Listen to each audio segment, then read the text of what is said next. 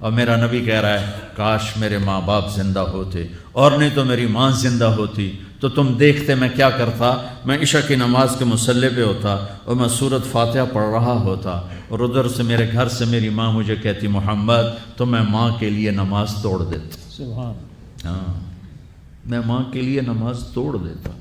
اور میرے نبی سے پوچھا گیا یا رسول اللہ قیامت کب آئے گی؟ یہ بچیاں غور سے سنیں، سارے سنو پر یہ خاص طور سے سنیں۔ آپ نے کہا اللہ کو پتہ ہے۔ کہ یا رسول اللہ کوئی نشانی بتا دیں۔ تو آپ نے کہا جب بیٹیاں بھی ماؤں کو ذلیل کریں گی تو قیامت آئے گی، جب بیٹیاں بھی ماؤں کو ذلیل کریں گی تو قیامت، ان تلد الامۃ ربتہا، جب ماں کے ساتھ بیٹیاں نوکر جیسا سلوک کریں گی، نوکرانی جیسا سلوک کریں گی تو قیامت کے نکارے پہ چوٹ پڑ کے رہے گی۔ یہ نہیں کہا جب کفر پھیل جائے اور جب اسلام مٹ جائے گا، حالانکہ قیامت اس وقت آئے گی جب دنیا میں ایک مسلمان باقی نہیں رہے گا۔ یہ واقعہ کی سنگینی کو بتانے کے لیے فرمایا جب ماؤں کو ذلیل کیا جائے گا قیامت آ جائے گی۔ میرے نبی نے فرمایا عمر تیرے دور میں ایک شخص آئے گا اویس، اس کا قبیلہ ہوگا مراد، آگے سب کاسٹ ہوگی قرن، اویس بن عامر، اسے دعا کروانا، وہ کالے رنگ کا ہوگا، چھوٹے قد کا ہوگا، اور اس سے دعا کروانا، دعا تو بھی کروانا، علی تو بھی کروانا، علی اور عمر، اویس ان کے لیے دعا کریں۔ انہوں نے پوچھا کیوں؟ کہ اس نے ماں کی خدمت کر کے اللہ کو اتنا راضی کر دیا ہے، جب وہ ہاتھ اٹھاتا اللہ خالی نہیں لوٹاتا۔ اللہ کی قسم عمر و علی کو اویس کی دعا کی ضرورت نہیں تھی، امت کو پیغام دینا تھا کہ مائیں ذلیل ہو رہی ہیں آج، اور باپ جوان اولاد سے چھپتے پھر رہے ہیں، تو میرے رب میرے نبی نے یہ آگے پیغام دینا تھا کہ نبی ہو کر رسول ہو کر کہہ رہے ہیں کاش ماں ہوتی تو میں اس کے لیے نماز توڑ دیتا۔ آپ کو 8 عورتوں نے دودھ پلایا والدہ سمیت، ان میں ایک ایمن بھی ہیں، آپ کے والد کی باندی۔ تو گھر میں تشریف فرما تھے، ایمن بیٹھی تھی حضرت عائشہ، تو ایمن کہنے لگی یا رسول اللہ پانی تو پلا دیں۔ تو اللہ کے نبی ایک دم اٹھے، تو حضرت عائشہ ناراض ہو گئی، ایمن اللہ کا رسول کو کہتی پانی پلا، تو اور کیوں نہ کہوں، میرا بیٹا ہے، میں نے دودھ پلایا ہے۔ تو حضرت میرے نبی نے کہا ہاں ہاں عائشہ یہ میری ماں ہے، اس کا میں نے دودھ پیا ہے۔ آپ اٹھے، گھڑے میں سے پانی بھر کے یوں دونوں ہاتھوں سے حضرت ایمن کو پیش کیا جو حبشی باندی تھی، چونکہ دودھ پیا ہے تو ماں کا لفظ صادق آ گیا، تو بجائے اس کے کہ برا مناتے، آپ خادم بن کے اپنی ماں کو دودھ پلانے والی ماں کو آپ نے، حضرت حلیمہ سعدیہ تشریف لائیں، آپ نے اپنی چادر بچھا کر اس کے اوپر بٹھایا۔ حضرت عمر کا دور خلافت آیا، وہ ہر سال حج کرتے تھے، اور بھائی کوئی اویس ہے، وہ ملتا ہی کوئی نہیں تھا۔ 3-4 سال گزر گئے تو کہنے لگے سارے حاجی اکٹھے ہو جاؤ، بھائی سارے حاجی اکٹھے ہو گئے۔ آپ نے کہا سب کھڑے ہو جاؤ، سارے کھڑے ہو گئے۔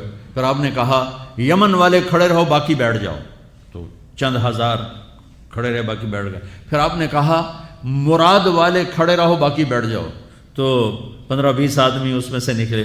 پھر آپ نے کہا مراد کی جو آگے سب کاسٹ ہے قرن والے کھڑے رہو باقی بیٹھ جاؤ، تو صرف ایک آدمی بچا۔ تو آپ نے اس سے پوچھا تم قرنی ہو؟ کہ جی۔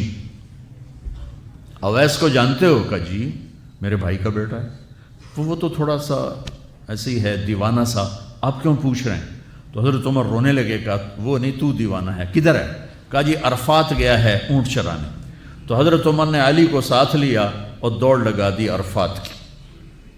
وہاں گئے تو حضرت اویس ایک جھاڑی کے نیچے نماز پڑھ رہے تھے، یہ دونوں حضرات آ کے بیٹھ گئے، انہوں نے محسوس کیا 2 بندے آ گئے، نماز مختصر کر دی۔ حضرت عمر نے پوچھا کون ہو میرے بھائی؟ کہا جی مزدور ہوں۔ تمہارا نام کیا ہے؟ کہا جی اللہ کا بندہ۔ کہا ارے بھائی وہ تو سبھی اللہ کے بندے ہیں، تیری ماں نے تیرا نام کیا رکھا ہے؟ کہا تم کیوں پوچھ رہے ہو؟ انہیں تو پتہ ہی نہیں تھا کہ عمر ولی۔ کیوں بھائی تسی کون ہو انٹرویو کرنے والے؟ تو مولا علی نے کہا یہ ہیں عمر بن خطاب امیر المومنین اور میں ہوں علی بن ابی طالب۔ پھر وہ ہل گئے، کہنے لگی میں معافی چاہتا ہوں، میں پہلی دفعہ آیا ہوں، مجھے تو پتہ ہی کوئی نہیں ہے۔ تو حضرت عمر نے فرمایا تم اویس بن عامر ہو؟ کہ اچھا ہاتھ اٹھاؤ ہمارے لیے دعا کرو۔ وہ کہنے لگے آپ کیا کہہ رہے ہیں، یہ آپ کیا کہہ رہے ہیں، میں آپ کے لیے دعا کروں گا، میری کیا اوقات ہے؟ کہا ہاں ہاں ہمیں ہمارے نبی نے فرمایا تھا عمر علی جنت میں تیرا گھر میرے گھر کے سامنے ہوگا، اس کے بعد کسی کی دعا کی ضرورت ہے؟ عمر میں نے جنت میں محل دیکھا، میں نے پوچھا کس کا ہے، مجھے کہا گیا قریشی کا ہے، میں سمجھا میرا ہے، جانے لگا تو کہا گیا عمر بن خطاب کا ہے، ان کو اویس کی دعا کی ضرورت ہے؟ میدان عرفات میں 1.25 لاکھ صحابہ کے ساتھ آپ اونٹ پہ تشریف فرما ہیں، اونٹنی پر، تو آپ نے فرمایا اس وقت میرا اللہ میرے صحابہ پہ فخر کر رہا ہے اور عمر پہ خاص طور پہ فخر فرما رہا ہے۔ ہمیں پیغام دینا تھا، آنے والے زمانوں میں یہ ہونا تھا۔ سبحان اللہ۔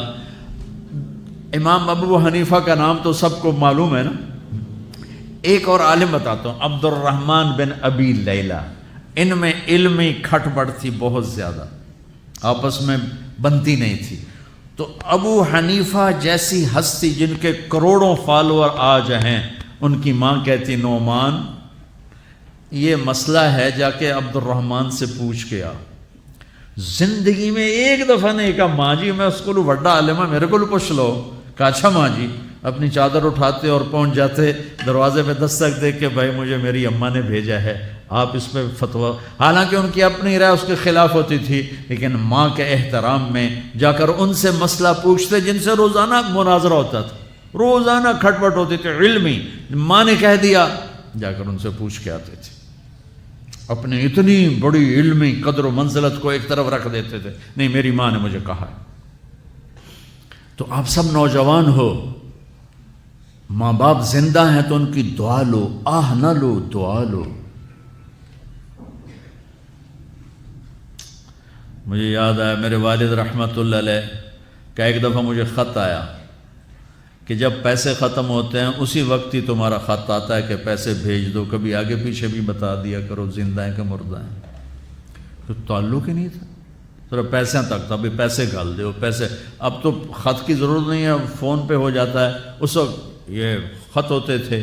تو میرے والد نے گلے کا خط لکھا، مجھے افسوس ہونا چاہیے تھا، میرے اوپر جوں بھی نہیں رہی تھی، ہم نے والدین کی عظمت کو پڑھا ہی نہیں ہے، وہ تو در مصطفیٰ سے یہ چیز ملتی ہے، محمد مصطفیٰ کے در سے یہ سبق ہمیں مل رہا ہے۔